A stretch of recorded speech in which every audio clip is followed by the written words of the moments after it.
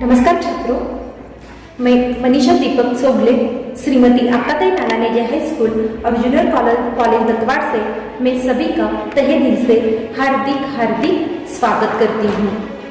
पिछले वीडियो में हमने पार्ट 1 में निराला भाई का पाठ पढ़ना शुरू किया था। शुरुआत में हमने महादेव वर्मा का जीवन परिचय और हमने 2 परिचित को संक्षिप्त रूप से पढ़ना प्रारंभ किया था। तो देखिए, उस पार्ट 1 में हमने भाई बहन का रिश्ता अनूठा होता है, इस पर लेखिका ने किस प्रकार उनके विचार प्रकट किया है, यह हमने देखा था। फिर दूसरे पार्ट में हमने निराला जी, उनके घर में जो मेहमान आते थे, इस मेहमानों का आदर किस प्रकार करते थे, यह भी हमने देखा था। और उसी प्रकार आपको यहाँ पर अभिव्यक्ति के लिए प्रश्न भी पूछा जा सकता है।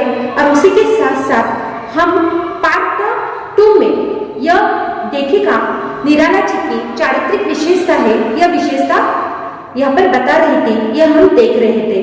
तो अब हम पार्ट 3 में निराला जी के जो व्यक्तित्व का परिचय के साथ साथ उनका जो एक से एक बढ़कर प्रखर गुण किस प्रकार था, यह भी हम देख रहे थे। और उसी के साथ साथ यहाँ पर लेखिका उनके जीवन किस प्रकार है, वो जीवन का मार्ग किस प्रकार था, यह हम इस परिचय से हम देखने वाले हैं। तो अब हम शुरू करेंगे। सत्य का मार्ग सरल है, तर्क और संदेह की चक्करदार राह से उस तक पहुंचा नहीं जा सकता। इसी से जीवन के सत्य दृष्टाओं को हम बालकों जैसा सरल विश्वासी पाते हैं। निराला जी भी इसी परिवार के सदस्य हैं। मतलब लेखिका यह बता रही है, निराला जी का जो मार्ग था ना, वह सच्चाई का मार्ग था। सरल अर्थात सच्चाई, सत्य, इस मार्ग पर चल रहे थे। और उसी के देखिए, ये तर्क और संदेह की, तर्क यानी अनुमान, और उसी प्रकार देखिए उनका जो रास्ता था वो तर्क की दृष्टि से चल रहा था। और उसी प्रकार उनके जीवन में जो सत्य था, ईमानदारी से काम करते थे, वह एक बालकों जैसा एक सरल विश्वास के पात्र होता था। देखिए, उसी प्रकार हमें भी हमारे जीवन में ईमानदारी के साथ, सच्चाई के साथ हमें चलना चाहिए। और उसी प्रकार दूसरों के प्रति विश्वास हमें करना चाहिए। खुद पर विश्वास हुआ तो हम दूसरों के प्रति विश्वास कर सकते हैं। फिर देखिए आगे, किसी अन्याय के प्रतिकार के लिए उनका हाथ लेखनी से पहले उठ सकता है, अथवा लेखनी हाथ से अधिक कठोर प्रहार कर सकती है, पर उनकी आंखों की स्वच्छता किसी मलिन द्वेष में तरंगायित नहीं होती थी। देखिए, लेखिका यह बता रही है प्रतिकार का अर्थ है विरोध। देखिए, उनके जीवन में जहां पर भी अन्याय होता था ना, इस अन्याय का मुकाबला वो स्वयं करते थे। किससे करते थे? साहित्य से, लेखनी से, उनके कलम के द्वारा होता था। क्योंकि आप सभी को मालूम है, वह कोई गरीब हो, निर्धन हो, उन लोगों पर कोई किसी ने अत्याचार किया, वो देख नहीं पाते थे, क्योंकि उस अत्याचार का बदला वो जरूर लेते थे। और वो देखे उनके जो गरीब निर्धन लोग हैं, उनके जीवन में जो संकट और मुसीबत आता था, उसे दूर करने की कोशिश निराला जी करते थे। उसी प्रकार लेखिका यह बताना चाहती है, उनकी जो आंखों की स्वच्छता थी, और उसी प्रकार किसी मलिन द्वेष में तरंगायित होती थी, यानी उनकी आंखों में कभी गंदापन दिखाई नहीं दे रहा था। क्योंकि जो निराला जी है, वो निराला जी गरीब और निर्धन लोगों के प्रति जो उनकी सहानुभूति है, ये यहाँ पर दिखाने की कोशिश किया है। ओटो की खिंची हुई सी रेखाओं में निश्चय की छाप पर उनकी जो क्रूरता की भंगिमा थे, यह भंगिमा में घृणा की सिंह नहीं मिल सकती थी। आप देखिए, क्रूरता ने हिंसक भंगिमा का अर्थ व्यवहारपूर्ण जो उनकी छाप थी, यह छाप वहां पर किसी के साथ, यहाँ पर कोई भी इंसान होता था, ये इंसान के प्रति दिखाई नहीं देता था। वे सरल मार्ग पर चलते थे, अब किसी के साथ दुश्मन नहीं होते थे, और उसी प्रकार किसी के साथ बुरा व्यवहार ही नहीं करते थे। क्रूरता और कायरता, उनका जो संबंध था, क्रूरता का अर्थ हिंसा, कायरता यानी भय। इसी के साथ जो उनका संबंध किस प्रकार था? जैसे वृक्ष की जड़ में अव्यक्त रस और फल के व्यक्त में स्वाद का रस, ये इसमें जो संबंध होता था, इस संबंध से निराला किसी से भी डरते नहीं थे। किसी के प्रति क्रूर होना भी असंभव नहीं था। देखिए, लेखिका यह बता रही है, किसी के साथ भी जो व्यवहार किस प्रकार करते थे, अच्छी तरह से करते थे। किसी से क्रूर, किसी से नहीं करते थे, किसी से दूसरों के प्रति उनका जो व्यवहार था अच्छा ही था। इसलिए देखिए छात्रों, हम भी दूसरों के प्रति व्यवहार अच्छा ही करना चाहिए। जो हमारा अच्छा करता है उसके साथ हमें अच्छा ही करना चाहिए, और जो बुरा करता है उसके साथ हमें बुरा नहीं अच्छा ही करना चाहिए, तो हमारे जीवन में खुशियां आ सकती है। फिर आगे देखें, उनके तीखे व्यंग की विद्युत रेखा के पीछे एक सद्भाव और जय से भरा बादल होता था। विद्युत रेखा एक चमकती रेखा जो होती थी, एक सद्भाव जल से भरा होता था। वो देखिए जो लेखिका बता रही है कि निराला जी के जीवन में जो कभी भी किसी के साथ वैर भाव नहीं रखते थे, क्योंकि देखिए किसी के साथ उनके जो भाव होते थे वो भाव पड़कते रहते थे। और देखिए उनका जो सद्भाव था, सद्विवेक बुद्धि, यानी किसी के साथ जो सद्भाव के नाते वो क्या करते थे, अच्छा व्यवहार करते थे। और उसी प्रकार देखिए यहाँ पर लेखिका कहना चाहती है कि सभी के साथ वे व्यवहार सद्भाव से रखते थे, अच्छा व्यवहार करते थे। निराला जी विजय से क्रांतिदर्शी और आचरण से क्रांतिकारी है। अब लेखिका निराला जी के जीवन का जो क्रांतिकारी का व्यक्तित्व रूप है ये यहाँ पर बता रही है। तो देखिए उनका जो क्रांतिदर्शी रूप था, यह वो चेतना से क्रांतिकारी से भरा हुआ था। वो उस झंझा के समान थे, झंझारी तूफान के समान थे। हल्की वस्तुओं के साथ भारी वस्तुओं को भी उड़ा ले जाते थे। और उस मंद समीर जैसे, मंद समीर यानी जो धीरे से चलने वाली जो हवाएं होती है, मंद गति से चलने वाली हवा होती है, उस सुगंध मिले तो दुर्गंध का भाव भी ढोता फिरते थे। और उसी प्रकार वो किसी से उपयोग नहीं मानते थे, क्योंकि उसके प्रति उनका किंचित मात्र मोह नहीं था। और देखिए किसी के प्रति नहीं करते थे, और चाहे तोड़ने की योग्य वस्तुओं के साथ रक्षा थे, योग्य वस्तु भी नष्ट हो जाता था। देखिए लेखिका निराला जी ये बताना चाहती है कि वो अपने कर्तव्य का निर्वाह था, वो अच्छी तरह से कर रहे थे। और उसी प्रकार देखिए वहां पर किसी के जीवन में विरोध, कोई भी काम होता था वो काम को वे विरोध नहीं करते थे। और उसी प्रकार देखिए यहाँ पर उनके जीवन में जो उपयोग नहीं मानते थे, वे जरा भी किसी के साथ मोह नहीं करते थे। आगे देखिए उनका जो विरोध था यह द्वेषमूलक पर चोट कठिन होती थी। अब देखिए मनुष्य के साथ जो शत्रुता थी, यह शत्रुता कभी भी दिखाई नहीं दे रही थी। और उसी प्रकार देखिए उनका जो संकल्प है और कार्य के बीच में जो भी प्रत्यक्ष क्रिया नहीं रहती थी, वो वहां पर संकल्प और औचित्य कर्म की सौंदर्य की व्याख्या कर सकते थे। समझने के लिए उनकी जो बौद्धिकता चाहिए, उन्हें बौद्धिकता ने समझदारी, उनके हृदय में संवेदनशीलता से अपेक्षित होती थी। और उनके ऐसे संतुलन सुलभ न होने के कारण पूर्णता में समझने वाले विरल मिलते थे। देखिए ऐसे निराला जी वही होते थे, उनके एक से प्रखर गुण देखकर हमें भी लगता है कि निराला जी भाई जी ऐसे व्यक्तियों को हमारे जीवन में भूलना कभी नहीं भूल सकते थे। और उसी प्रकार देखिए यहाँ पर उनका जो किसी के साथ वो ईर्ष्या नहीं करते थे, समझौता के साथ वो काम करते थे। और उसी प्रकार देखिए जो बौद्धिक की तरह, समझदारी की तरह वो काम करते थे। और वहां पर उनका जो संवेदनशीलता है, यह संवेदनशीलता को हम अक्सर कभी नहीं भूल सकते। और उसी के साथ निराला जी के व्यक्तित्व को हम भी कभी भूल नहीं सकेंगे। आगे देखिए ऐसे तो व्यक्ति सब जगह मिल सकते हैं जिनमें नम्र उदारता की प्रशंसा मिल सकते हैं। क्या कहा है?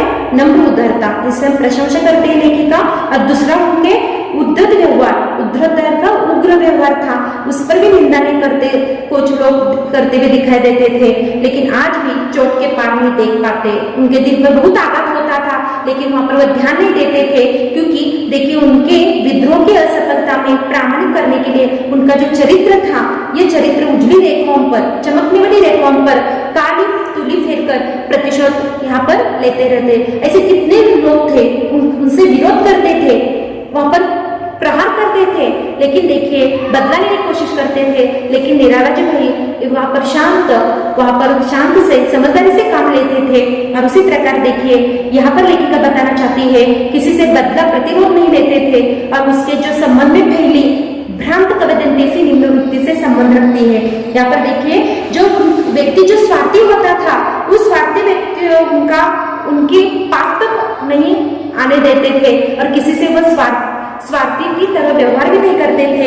फिर देखिए वो उनके जो तारीफ नहीं करता था, कोई भी व्यक्ति जो उनका तारीफ नहीं करते थे, लेकिन वहां पर कुछ तारीफ करते थक भी जाते थे। और उसी प्रकार देखिए उनका यहाँ पर उनकी कुछ भी किंवदंतियां है, ये यहाँ पर गलतफहमी से कुछ लोग गलत बातें करते थे, अफवाहें फैलाए हुए नजर आती थी। और उसी प्रकार देखिए तभी भी निराला जी शांत दिखाई देते थे, किसी पर ध्यान ही नहीं देते थे। सिर्फ उनका एक ही ध्येय था, अपने साहित्य को पूरा करना और इस ध्येय को हासिल करना। मनुष्य जाति का ना समझे का इतिहास क्रूर और लंबा था। उस सभी युगों मनुष्य में उनका श्रेष्ठता समझने आने वाले व्यक्ति को छांट कर यानी अलग करके, कभी उसे विष देकर, कभी उसे सूली पर चढ़ाकर, कभी गोली का लक्ष्य बनाकर एक बरोबर मूर्खता के इतिहास के नए पृष्ठ जोड़े हुए हैं। आगे देखिए प्रकृति और चेतना यानी कितने निष्फल प्रयोगों के उपरांत एक मनुष्य को सृजन कर पाते। सृजन करना ने नव निर्माण करना और उसी प्रकार अपने सृष्टाओं को श्रेष्ठ सृष्टाओं ने निर्माताओं के लिए, उसी प्रकार सजाते एक अद्भुत सृजन को नष्ट करने के लिए एक बड़ा कारण खोजने की आवश्यकता थी और उनकी समझ के परे थे अथवा उसका सत्य इन भ्रांतियों से मेल नहीं खाता। अब उसी प्रकार देखिए यहाँ पर चेतना ने बुद्धि, निराला जी की जो चेतना थी, बुद्धि थी, एक यहाँ पर कितने भी मनुष्य का सृजन कर पाते थे उससे, लेकिन देखिए यहाँ पे अद्भुत सृजन को नष्ट करने के लिए वहां पर एक बड़ा कारण खोजने की भी आवश्यकता नहीं समझते थे। आगे देखिए निराला जी अपने युग के विशिष्ट प्रतिभा संपन्न व्यक्ति थे। आज देखिए आज के युग के एक प्रतिभा संपन्न व्यक्ति है, इसे हमें यहाँ पर लेखिका बता रही है। उनके युग का अभिशाप को झेलना पड़ा उनके भी, देखिए एक आश्चर्य नहीं।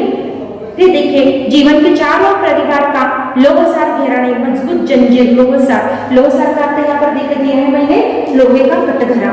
तो देखिए यहाँ पर उनका जो परिवार है, इस परिवार की जो व्यक्तित्व की विशेषता है यहाँ पर चोट करता है, उसके परिवार में जो व्यथा थी, दुख था परिवार में, यह लेखिका बता रही है। क्योंकि देखिए यहाँ पर उनका बाहर की चोटों के लिए हथियार बन जाता था, लेकिन निकट था एक नजदीक उनकी माता, बहन, भाई आदि के लिए एक कोम्पल उनके लिए पत्नियों में पतझड़ बन गए थे। कोम्पल का अर्थ है नई पत्ती। इस कोम्पल में देखिए यहाँ पर उनकी जो आर्थिक कारणों के कारण, आपको मालूम है निराला जी का जीवन में आर्थिक स्थिति अच्छी नहीं थी और आर्थिक स्थिति अच्छी नहीं थी, इसी कारण उनके परिवार में दुख सहना पड़ रहा था। क्योंकि देखिए यहाँ पर मातृही संतान के प्रति यानी देखिए मातृही ने बिना माँ के इस सुविधा के लिए कर्तव्य का निर्वाह नहीं कर देते थे, क्योंकि पुत्री के अंतिम क्षणों के निरूपाय दर्शय कर्तव्य का नहीं कर पा रहे थे, क्योंकि पुत्री के अंतिम क्षणों में। और उसी प्रकार पुत्र की उच्च शिक्षा से वंचित रखने के कारण उसकी उपेक्षा के पात्र ने तिरस्कार के कारण। देखिए लेखिका यह बता रही है उनके पास जितना भी पैसा होता था वो दूसरों के लिए वो पैसा खर्च करते थे, खुद के लिए पैसा एक भी वहां पर खर्च नहीं करते थे। लेकिन देखिए उनके जो पुत्री यानी लड़की वहां पर क्या कर रही थी, अंतिम क्षणों से जूझ रही थी, तब भी वो उनके काम नहीं आए, पैसे नहीं उनके पास। और उनका जो पुत्र था उच्च शिक्षा के कारण वंचित रहा, क्योंकि देखिए क्योंकि उनके पास भी पैसा नहीं था उस वक्त। क्योंकि आपको मालूम है कि निराला जी कभी भी उनके पास जितना भी पैसा होता था दूसरों के लिए खर्च करते थे, लेकिन घर की जो परिस्थिति हालांकि थी इसलिए वो कुछ भी नहीं कर पाते थे। आगे देखिए उनके प्रतिकूल परिस्थिति में उन्हें कभी ऐसी हार नहीं मानी, क्योंकि सहृदय बनने के लिए समझौता करते थे। और उसी प्रकार उनका जो स्वभाव गुण था एक निस्वार्थ वीरता मिली थी, निश्चल निस्वार्थ, और उसे विजय पाते थे जो अपने बचाव के प्रयत्न की कायरता की संज्ञा मिली थी। फिर देखिए उनकी जो भी प्रतिकूल परिस्थिति आया, संकट आया, मुसीबत आया, उसका बिना दुखी होकर वहां पर क्या कर रहे थे, इस संकट मुसीबत का सामना कर रहे थे, किसी से कुछ नहीं बोलते थे। और देखिए उनकी राजनीतिक कुशलता और राजनीतिक खेल खेलना अच्छा नहीं लगता था, क्योंकि देखिए वह साहित्य की सेवा करते थे, साहित्य के लिए कुछ करना चाहते थे, वह साहित्य से एकनिष्ठ थे। और उसी प्रकार देखिए छल के व्यूह में छिपकर लक्ष्य तक पहुंचने का साहित्य लक्ष्य प्राप्ति नहीं मानते थे। पद की सभी प्रत्यक्ष अप्रत्यक्ष जो बाधा होती उसे चुनौता देते थे, और उसी प्रकार आघातों को हृदय पर स्वयं झेलते थे और उसे लक्ष्य तक पहुंचते थे। यानी लेखिका क्या बताई, देखिए उनका जो साहित्य, उनका जो लेखनी था, साहित्य लिखते थे, उस साहित्य को सृजन करना उनका काम था। और देखिए कितना भी मुसीबत संकट आया तो उसे हार नहीं मानते थे, उस लक्ष्य को पूरा करते थे, और कितनी भी बाधा है उसे बाधाओं का सामना करते थे, और उन्हें जो भी उनको तकलीफ होती थी उसे स्वयं झेलते थे और अपने लक्ष्य तक पहुंचते थे। फिर देखिए, जी निराला जी एक विद्रोही साहित्यकार थे जो उनके अनुभव के दक्षिण का विष असाधारण विषाक्त बन गया था, जहरीला जीवन को बना गया था, असतत व जागरूकता और मानवता का अमृत प्राप्त किया था। फिर देखिए, लेखिका उनके जीवन का जो संघर्ष था यह संघर्ष आघात था यानी चोट पहुंच रही थी, क्योंकि उनकी हार की नहीं शक्ति के प्रमाण पत्र था, ताकत का प्रमाण पत्र था। तो देखिए, उनकी जो कठोर श्रम थी, गंभीर दर्शन था और सजग कला की त्रिवेणी रूप वह अचूल मरु में अंजलि किनारे के जो पर्वत थे उसे सूखती हुई और नागपुर समुद्र में अस्तित्व होती हुई नजर आती थी। जीवन की दृष्टि से निराला जी किसी दुर्लभ सीख में ढले एक सुड़न मोती नहीं है, जिसे एक महानता का महानता इसे साथ देने के लिए स्वर्ण यानी सोना और सौंदर्य यानी खूबसूरत प्रतिष्ठा के लिए अलंकार का रूप दिखाई दे रहा था। तो देखिए, यहाँ पर लेखिका बता रही है, क्या बताए, देखिए यहाँ पर लोहा पारस के पत्ते से रूप को स्पर्श होता है, उसी प्रकार देखिए सोना बन जाता है। ठीक उसी तरह निराला के पास जो आने वाले व्यक्ति है, उस आने वाले व्यक्ति के अंदर लौकिक यहाँ पर देखिए लौकिक तत्व था और लोहे जैसा है वो निराला जी क्योंकि थे एक स्वर्ण जैसे उनके जीवन में स्पर्श सोना जैसे स्पर्श करते थे और उनके संपर्क के पास आ जाने के बाद वो क्या बन जाते थे, उनके स्पर्श से सोना बन जाते थे। यही यहाँ पर उन्होंने उनका जो मूल्य है वो मूल्य का क्या है बढ़ाने की कोशिश की अलंकार के रूप में। वो तो अनगढ़ पारस के भारी, अनगढ़ का अर्थ दिया गया है देखिए जिससे व्यवस्थित गढ़ा ना गया हो। यानी देखिए लेखिका क्या कहना चाहती है कि वह स्वभाव से वो पारस के भारी शिलाखंड की तरह थे, उनका स्पर्श सुलभ होता था और उसी प्रकार वहां पर उनका मानवता लोहे का परमाणु की तरह उसका स्पर्श करने के लिए क्या बन जाता था, स्वर्ण बन जाता था, क्योंकि पारस की अमूल्यता को दूसरों का मूल्य बढ़ाने में है। देखिए क्या कहा है, पारस की अमूल्यता किससे, दूसरों का मूल्य बढ़ाने में है और हमने उनके मूल्य में न कोई कुछ जोड़ सकता था और न कोई घटा सकता था। आगे देखिए, आज हम दंभ और स्पर्धा, दंभ का अर्थ पाखंड, लेखिका कह रही है कि यहाँ पर भ्रांति ऐसी कोहली का चल रही है जिसे स्वयं को पहचाना तो क्या होगी, कठिन है, क्योंकि आज सही अर्थों के यथार्थ जानने की प्रश्न नहीं उठता, क्योंकि आने वाले युग का इस कलाकार इस एकाकी यात्रा का मूल्य आ सकेगा जिसमें पैरों की चाप तक आंधी में हो जाती है। आज कौन सा युग है, आज कंपटीशन का युग है, स्पर्धात्मक युग है और इस अज्ञान पाखंड और भ्रांति के ऐसे धुंधलेपन को का अर्थ है धुंधला सा कोहरा यह मचा हुआ है और आगे यही इस स्वयं को आगे जीवन में ऐसे जीवन में यहाँ पर स्वयं को पहचानना कठिन काम होता है, क्योंकि आज भी किसी के साथ भी यह सच्चाई के मार्ग पर चलना यहाँ पर क्या होता है, चलना आवश्यक होता है। और उसी प्रकार इस कलाकार के एकाकी यात्रा का मूल्य क्या कर सकते हैं, दिखाई दे सकते हैं और उसी प्रकार देखे इस पैरों की चाप तक आंधी में खो जाते हैं। तो देखिए लेखिका क्या कह रही है, निराला जो अंतिम में निराला जो वो साहित्य है, शास्त्रीय विवेचना तो उनके आगामी लोगों के लिए सुकर रहेगी और विवेचना के लिए जीवन की जो पृष्ठभूमि है, इस पृष्ठभूमि की आवश्यकता होती है उसे तो समकालीन ही दे सकती है। और उसी प्रकार देखिए साहित्य के नवी युग पथ है, इस निराला जो को एक संस्कृति गहरी, संस्कृति का अर्थ संसार में एक गहरी स्पष्ट और उज्जवल के साथ लक्ष्य निष्ठ रहेगी और इस मार्ग पर हर फूल पर उनके चरण का चिन्ह और हर शूल पर उनके रक्त का रंग दिखाई देगा। यानी देखिए महादेव वर्मा अंतिम में यह कहना चाहते हैं लेखक के निराला जी के प्रति, चाहे वो फूल हो चाहे वो कांटे हो, तो उनके सब पर उनकी क्या दिखाई देगी, छाप दिखाई देगी।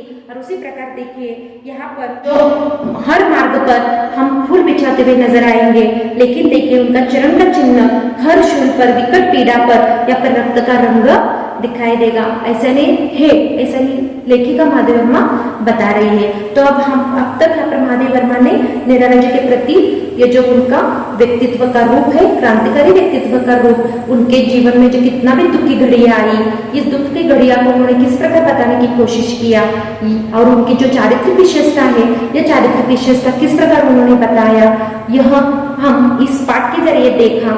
तो उसी प्रकार देखे आपको छात्रों ये निराला जी के जो संस्मरण है, इस संस्मरण लेखिका ने जो बताया है निराला जी के प्रति, वो हमें यह सीख मिलती है, प्रेरणा उनसे यही मिलती है कि हम भी कितनी भी संकट आया, कितनी भी मुसीबत आया, तो उसे हमें झेलने की कोशिश करना चाहिए। जीवन में कभी हार नहीं मानना चाहिए।